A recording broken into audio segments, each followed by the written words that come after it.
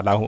तो अगर आपने ये निश्चित तौर पर साथियों दृढ़ निश्चय ले लिया है कि इस बार ये परीक्षा आपको क्रैक करना है हर हालत में, तो इन 100 सवालों के जवाब आप लोग तैयार कर लीजिए और चेक करिए कि इनमें से कितने सवाल आपको आ रहे हैं और कितने सवाल आपको नहीं आ रहे हैं।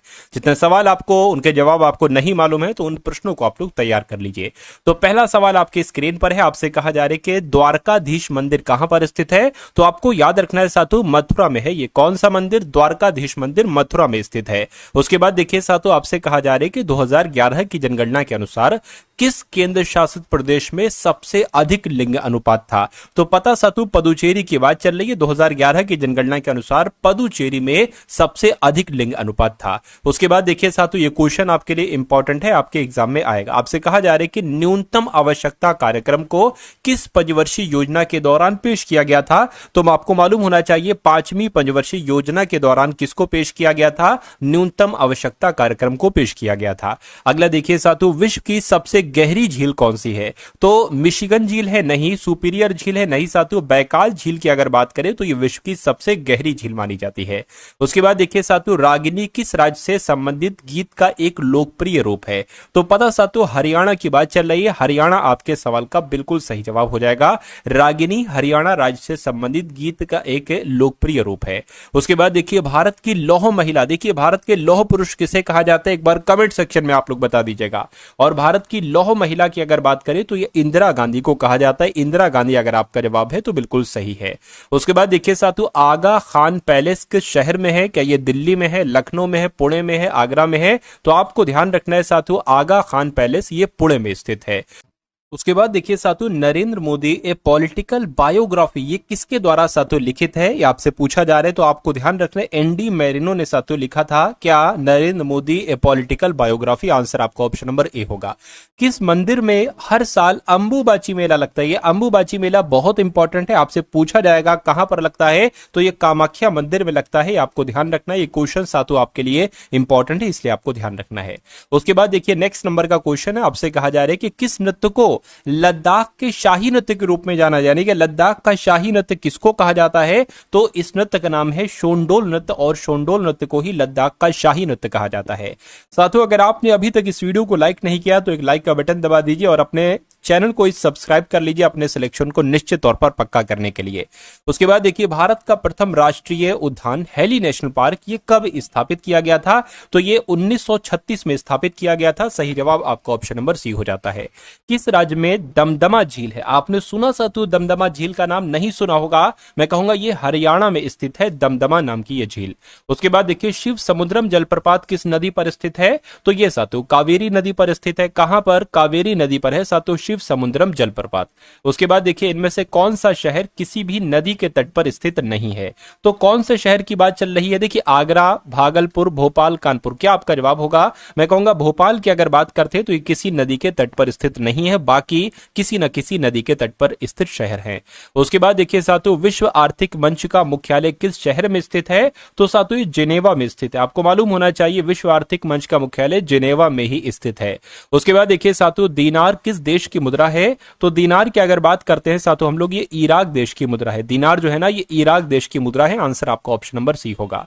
उसके बाद देखिए अगले नंबर का क्वेश्चन है, कह रहे कि 1958 में एक्सप्लोर प्रथम नामक पहला उपग्रह किसके द्वारा लॉन्च किया गया था? तो ये अमेरिका देश ने लॉन्च किया था 1958 में एक्सप्लोरर प्रथम नाम का। ठीक है ना? चलिए एक्सप्लोरर प्रथम नाम का जो उपग्रह है ये साथियों अमेरिका ने लॉन्च किया था 1958 में।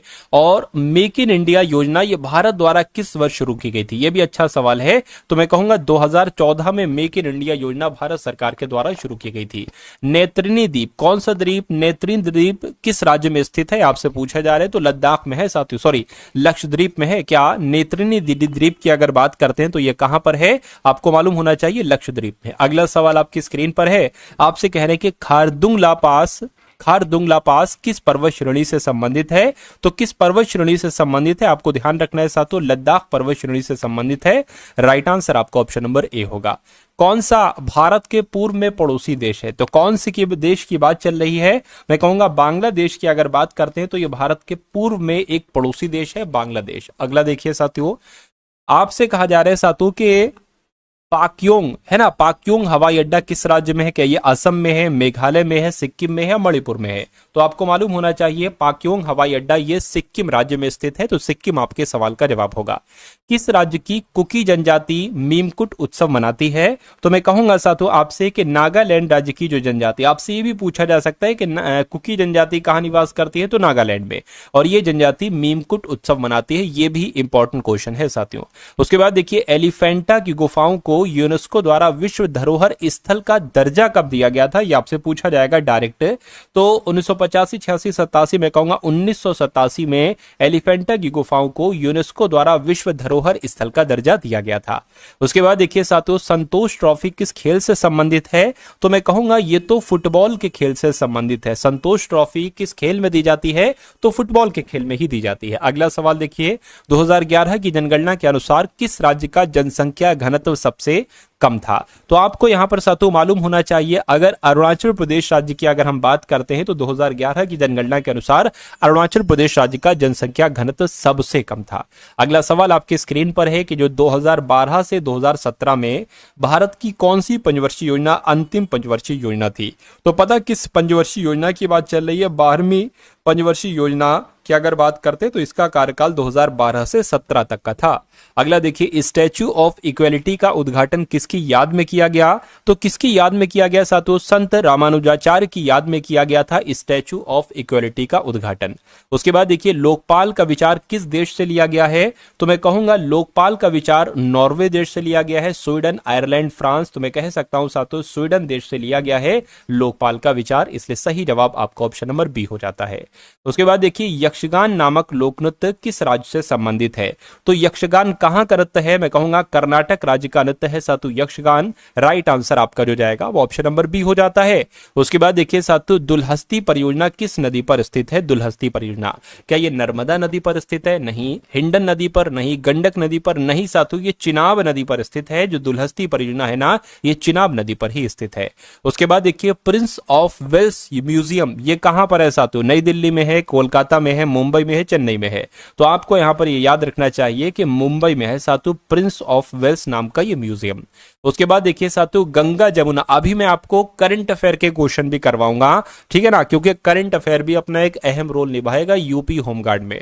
मैं कहूंगा एक ये ऐसी परीक्षा है यूपी होमगार्ड की जिसमें करंट अफेयर के सवाल सबसे ज्यादा आएंगे, क्योंकि 100 सवाल पूरी जीके जीएस करंट अफेयर के हैं, तो लगभग 20-22 सवाल तक साथों आपसे पूछे जा सकते हैं करंट अफेयर के। तो अभी मैं आपको पूरे 50 सवाल करवाने वाला हूं साथियों करंट अफेयर के इंपॉर्टेंट, जिसकी आपके एग्जाम में आने की पूरी पूरी संभावना है। तो उन सारे सवालों को आप लोग अच्छे तरीके से अपने मनोमस्तिष्क में स्टोर कर लीजिएगा, आपके लिए वो बहुत फायदेमंद क्वेश्चन होंगे आपकी परीक्षा के लिए। आपसे अब कहा जा रहा है कि गंगा और जमुना के संगम पर कौन सा शहर स्थित है?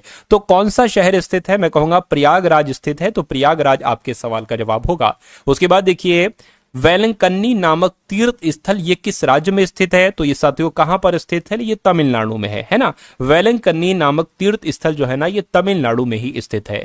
उसके बाद देखिए साथियों यूनाइटेड नेशन इन्वायरमेंट प्रोग्राम का मुख्यालय कहां पर स्थित है? तो ये कहां पर स्थित है साथियों? लंदन, हेग, जेनेवा, नैरोबी, मैं कहूंगा नैरोबी में स्थित है यूनाइटेड नेशन इन्वायरमेंट प्रोग्राम का मुख्यालय। अगला सवाल देखिए आपसे कहा जा रहा है कि रिपब्लिक सिंगापुर की आधिकारिक मुद्रा क्या है? क्या है साथियों ये भी आपको यहां पर मालूम होना चाहिए। देखिए सिंगापुर डॉलर है। रिपब्लिक सिंगापुर की आधिकारिक मुद्रा क्या है साथियों? सिंगापुर डॉलर है। उसके बाद देखिए साथियों आपसे कहा जा रहा है कि दुनिया का पहला कृत्रिम उपग्रह किसके द्वारा लॉन्च किया गया था? किसके द्वारा किया गया था? कि इंग्लैंड के द्वारा किया गया था? नहीं, सोवियत यूनियन के द्वारा ही दुनिया का पहला कृत्रिम उपग्रह लॉन्च किया गया था। सही जवाब आपका ऑप्शन नंबर बी होगा। उसके बाद देखिए साथियों अटल पेंशन योजना के तहत भारत सरकार का सही योगदान कितने समय के लिए उपलब्ध है?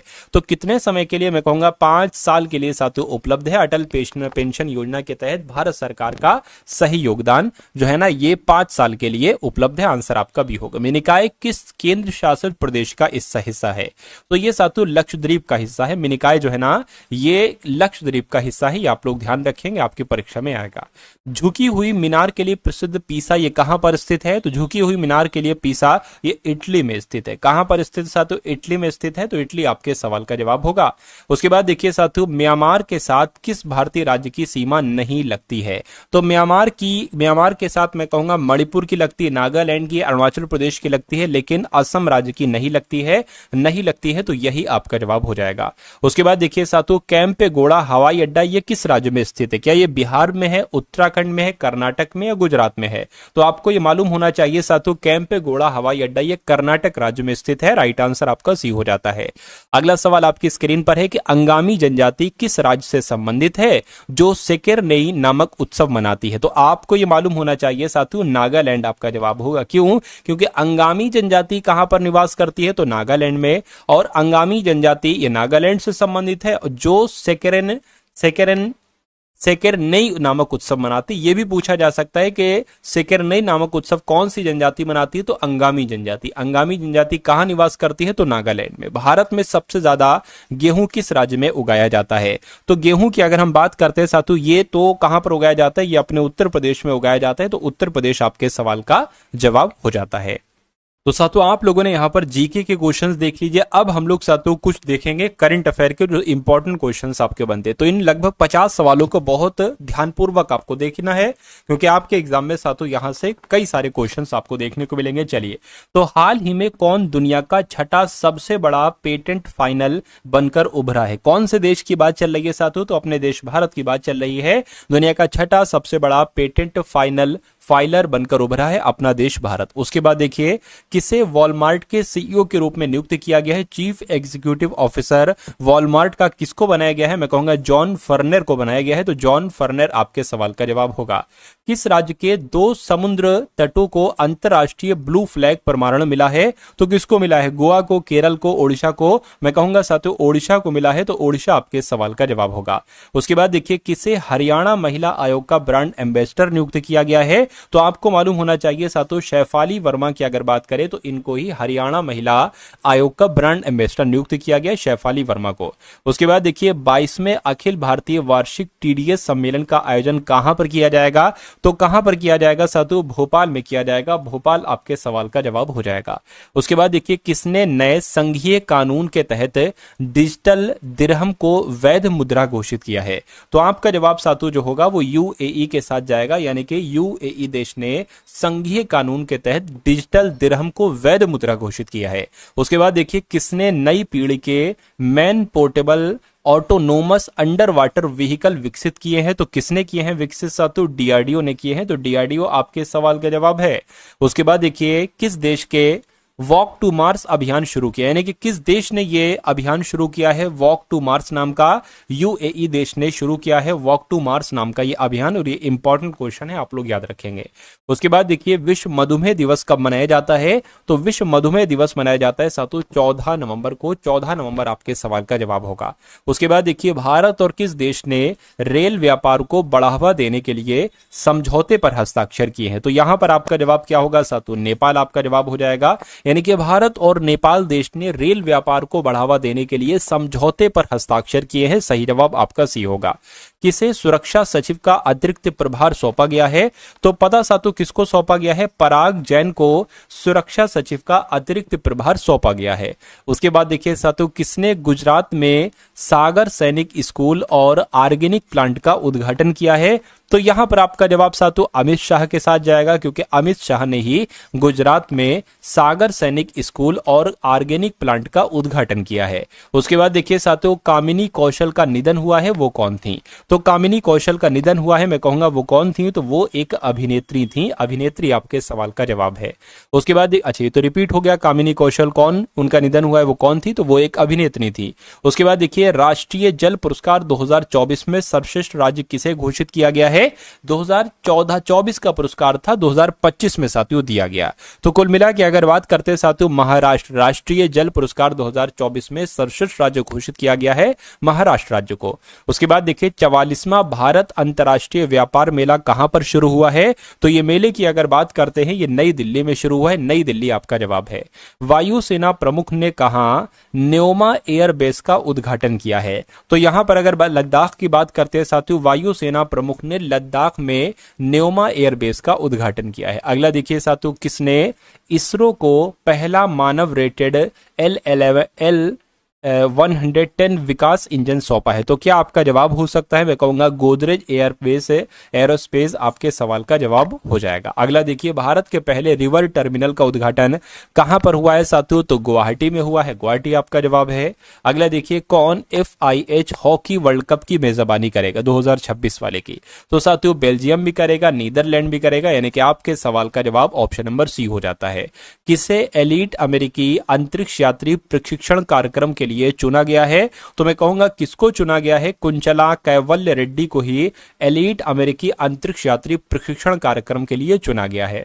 उसके बाद देखिए साथियों, यूनेस्को की मानव और जैव मंडल परिषद के लिए चुना गया है, यानी कि यहां पर आपका जवाब क्या होगा? किसे? मैं कहूंगा साथियों ओमान को यूनेस्को की मानव और जैव मंडल परिषद 2025 से 2029 के लिए चुना गया है। तो ओमान आपके सवाल का बिल्कुल सही और सटीक जवाब हो जाएगा। उसके बाद देखिए, आपसे कहा जा रहा है कि उपराष्ट्रपति CP राधाकृष्णन ने कहा CII साझेदारी शिखर सम्मेलन का उद्घाटन किया है? तो मैं कहूंगा विशाखापट्टनम आपके सवाल का जवाब हो जाएगा। अगला सवाल आपकी स्क्रीन पर है कि किस राज्य के सभी जिलों में वृद्धाश्रम स्थापित किए जाएंगे? केरल में, नागालैंड में, महाराष्ट्र में? तो आपको ये याद रखना है कि नागालैंड राज्य के सभी जिलों में वृद्धाश्रम स्थापित किए जाएंगे।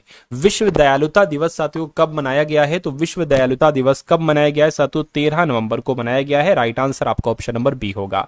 किस देश में काल चक्र सशक्तिकरण का उद्घाटन किया गया है? तो आपको यहां पर मालूम होना चाहिए साथियों, भूटान देश में काल चक्र सशक्तिकरण का उद्घाटन किया गया है। राइट आंसर आपको ऑप्शन नंबर सी होगा।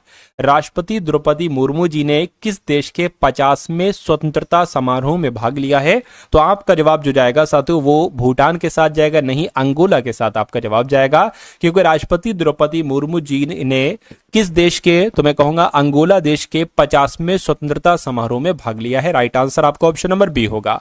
अक्टूबर 2025 के लिए ICC प्लेयर किसको चुना गया है? तो आपका जवाब साथियों जो जाना चाहिए वो सेनुरन मुथुसामी के साथ जाना चाहिए और लॉरा वोल वाइट के साथ जाना चाहिए, क्योंकि इनको ही ICC प्लेयर चुना गया है, इन दोनों को। तो आपका right answer option number C हो जाता है भाई। बहुत बढ़िया, वेरी गुड क्लास। चलिए साथ उसके बाद देखिए, भारत वियतनाम सैन्य अभ्यास विनबेक्स 2025 ये कहां पर शुरू हुआ है? तो ये हनोई में शुरू हुआ है। भारत वियतनाम सैन्य अभ्यास जिसका नाम है विनबेक्स 2025, ये हनोई में शुरू हुआ है।